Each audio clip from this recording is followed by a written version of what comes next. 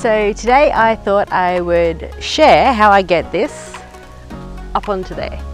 So I'm not a particularly tall person, not particularly short, but that's quite a high distance to get a 10 kilo stand-up paddleboard up onto, and I have found a way to do it by myself, so you don't have to rely on having other people there all the time to help you pop your board onto the roof. So this Jeep actually has a 2-inch lift kit as well, so that makes it a little bit higher, but it's still very possible. One of the things that I find actually helps is that I've got this wee, it's kind of like a deflector plastic plate up the top here, which I can actually lean the board on a little bit so that I'm not actually scratching the paintwork.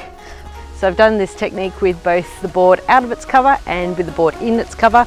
With the cover on, it helps protect the board from getting scratched, so I'd recommend doing that as well. Okay, let's do it.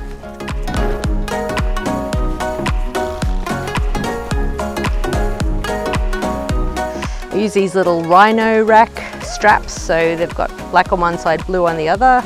I feel like this is important because it helps ensure that you don't get a twist in the strapping as it goes over the top of the board.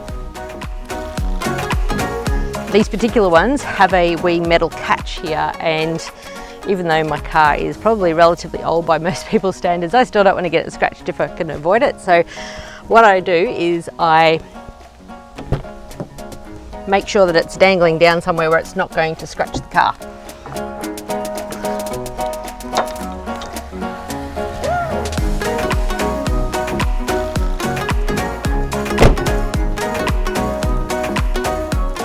So the buckle's down here, it's not going to scratch on the car.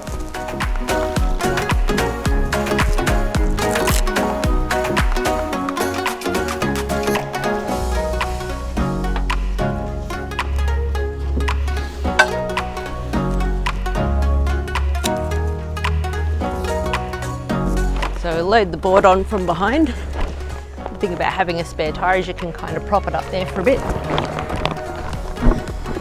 And then prop it onto the wee plastic piece that I mentioned before.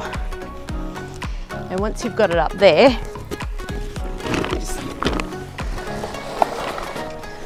lift up the back and slide it over till you get it about midway between the two roof racks. So what you want to do is make sure that the widest part of the board is between these two parts here, so that the straps will go either side of that wide part and minimise any slipping backwards and forwards. I like to give it a wee test, so if you can't tip it up, that means that it's not too far back, and if you can't tip it forward, that means it's not too far forward. So give it a bit of a wiggle, it should be pretty nicely balanced there. From there, I like to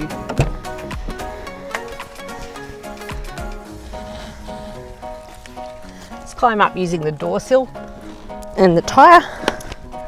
So if you have a bit of problems with balance, this might not be the best technique for you. You could always get a little stool.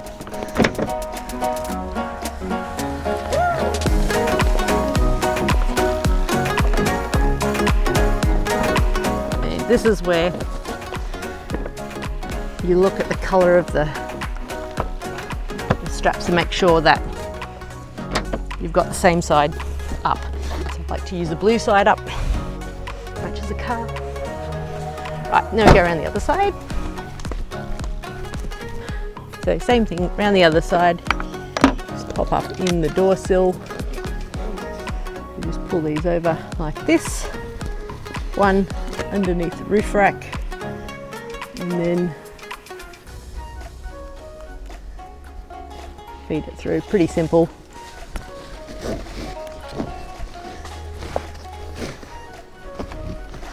And then just pull to tighten it. And as you can see, that's not going anywhere. So what I do is also roll up the end, so it's not flapping about in the breeze as you're driving along, whacking on the roof and making you feel like everything's falling off.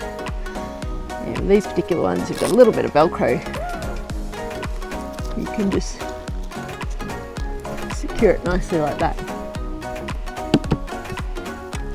If you're really concerned about how well you've tied it on, you can always maybe drive down the road 100 meters and give it another wiggle and see that it has actually not moved.